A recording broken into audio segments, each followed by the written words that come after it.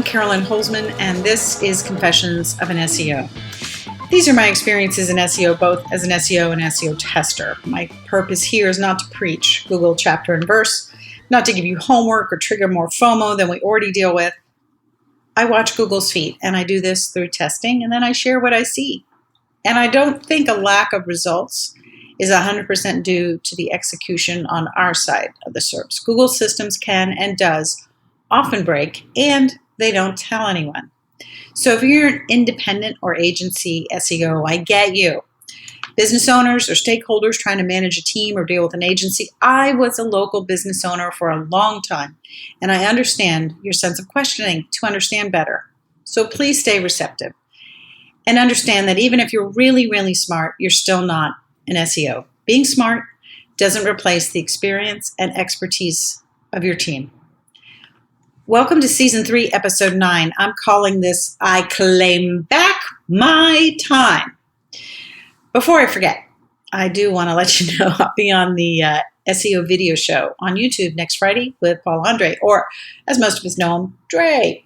So just search for the SEO video show and you will find his channel, and I will be there next week. I think it starts at noon Pacific Standard Time. So that's going to be 2 p.m. Central. So hey, did you hear about the latest Google update? Yeah, I now did. Late on February 21st, there was an announcement that they were rolling out an update of the product reviews update. I guess product reviews, whatever. So it leads me to like the why of why I claim back my time. You know, there kind of just comes a time in what we're doing where just because we can make other people's hopes and dreams come through our work doesn't mean that we have to. And having done so, it does not mean that we must continue.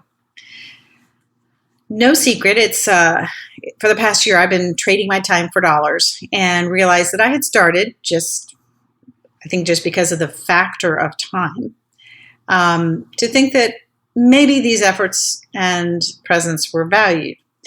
And I will tell you that I was always there by choice. I had two objectives when I started. These were my personal KPIs, very measurable, very easy to know when they'd been achieved.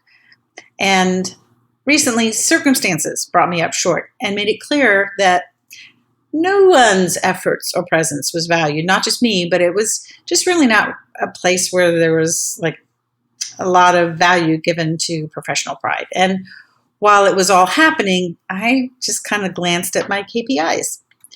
And months ago, I had achieved the first one, and then early January, I achieved the second. Without maybe a set of new goals, I was presented with the possibility of toiling to earn everybody else theirs and having to come up with new ones. I had nothing that I could see more in terms of things that would make me grow further as an SEO. I had no intention of moving into the managerial opportunities, so the more I looked, the more things that I hadn't done caught my eye. Then this question presented itself. Why was I stuffing all the things that really excite me, that really show potential for growing my skills further, all these things that also happened to nurture my soul? Why was I delegating them to the wee hours of the morning and over the weekend like they were afterthoughts? Why indeed?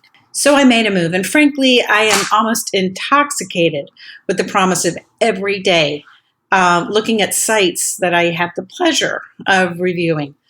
Just before this, I was reading a core report for a particular page and keyword, and I saw precisely what was happening and why it was happening for that particular page.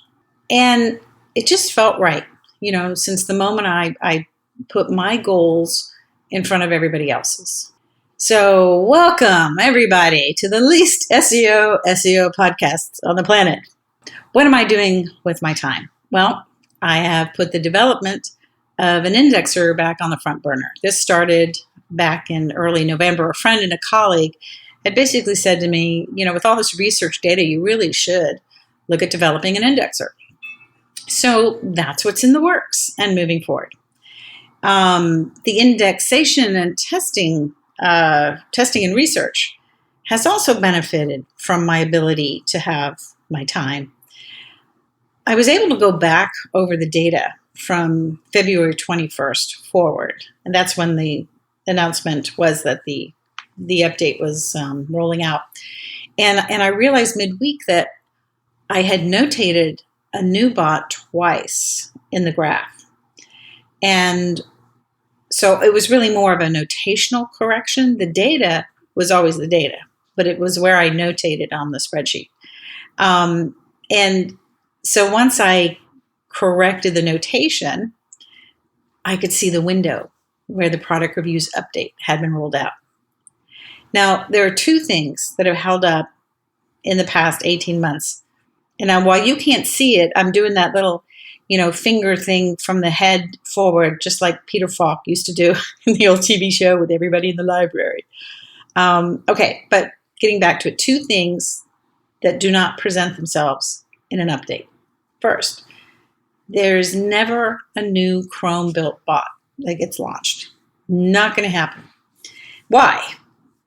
Well, at the heart of even a layoff-ravaged technology company such as Google, they're testers, and they are not going to launch something that they need to test out in the middle of another test, because they don't know what readings they get back, what caused what. So you limit your number of factors, right?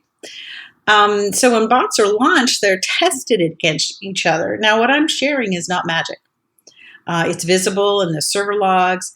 There are, if you don't know what those are like little guest books that every hosting company, wherever a website, wherever the files live, the company keeps record of all the people that come, and they record them not by names or anything like that, but they keep track of their IP, their computer IP, the date, the time, what page.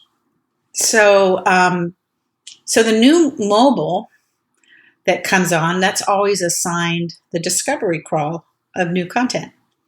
And the previous mobile bot, so if you look at, let's say, mobile bot 26, when it comes on, 26 crawls the HTML, 25 is now doing all the render crawling. So 25 used to only do all the HTML, but when 26 comes along, it gets graduated, and now it's doing the render crawling. And you may be wondering, like, well, what happens when the desktop, well, the desktop is only rolled out, let's say 26 came on, 25 is now doing the rendering. Well, all of a sudden, you'll see a desktop 25 come on. And there's no testing of the desktop bots. And they're all like 25 mobile and desktop. They share the same Chrome build. So that's why they get the same number. And these are my numbers, by the way. Google hasn't called this. So anyway, what is the second thing? The second thing is they do not update the Search Console page report during an update. They always wait until after. So armed with these two bits of information that came out of 18 months of testing and research, when I corrected the picture graph, I could see it. And it's like the rollout of the update was bookend with the page report updates. So the days in between line up directly with the announcement from Google that says we rolled out an update. So it is extremely likely that is what happened in between those days. Now you can see my chart. If you want to search for Google Index Detector, it's the top result. And when you click on that page, scroll down to the embedded spreadsheet. And you want to click on the tab that says February 19th to February 26th. And there's a row in there, and it says Carolyn's Update. And it's in a different color, and it's very easy to see. Now, what's interesting is Google hasn't updated the page report yet. We're almost a week in between today and the last one. And usually their pattern is to have that sort of page report update every 3 days. And as many regular listeners will know, all of our Search Console data sites, they update at the same time. So we all move at the same time. And so I wonder what they're doing. Earlier this week, all the local maps were no longer showing in search. It was definitely a glitch, but then the actual search results are starting to look more like mobile results. And in my crawl or no crawl reports, I'm starting to speculate that maybe the mobile first initiative has morphed into a mobile only, meaning what if they no longer need two types of bots? What if they only go with the mobile bot?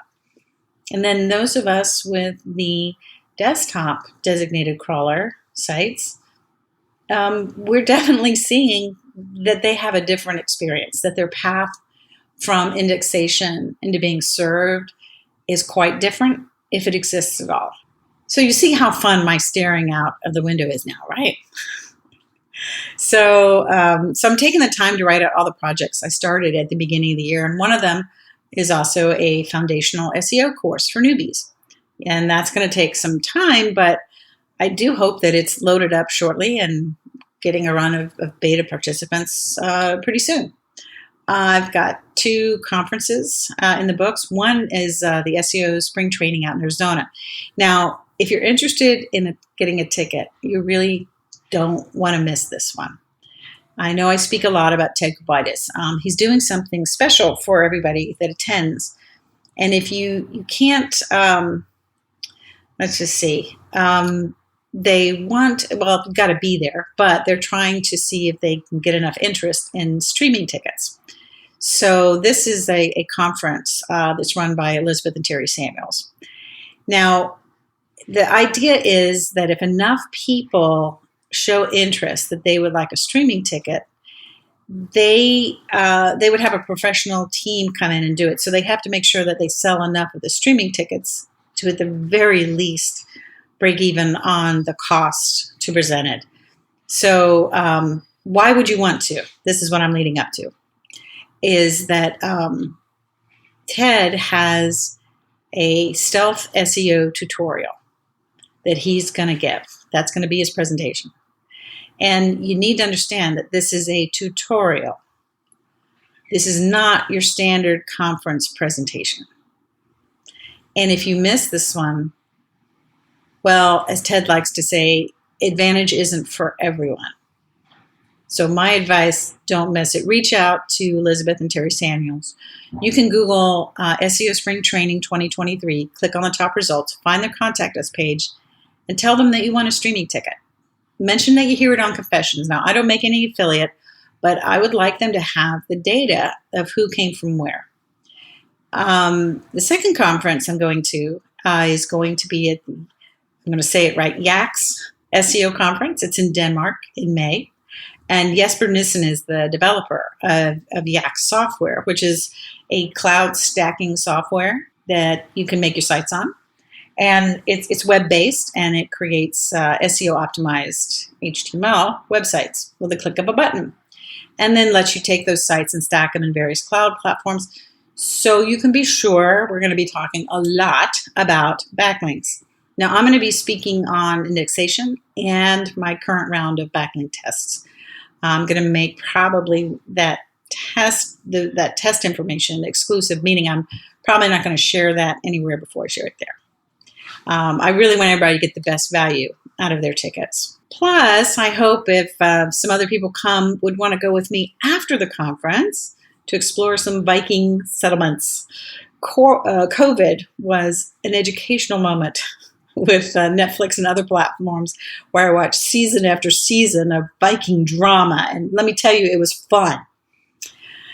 And then, I'm probably going to expand into a marketing company with some friends, someone to do the client-facing stuff, because that isn't me. So why not, right?